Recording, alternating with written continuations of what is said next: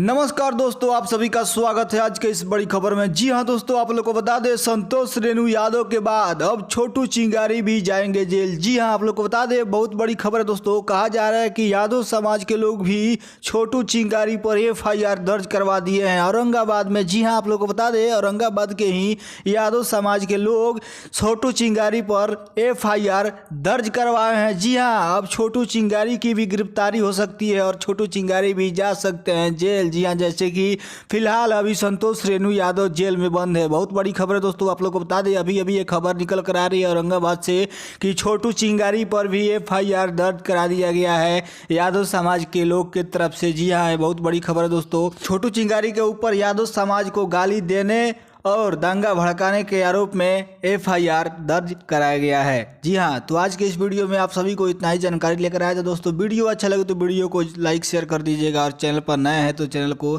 Subscribe भी कर लीजिएगा। धन्यवाद।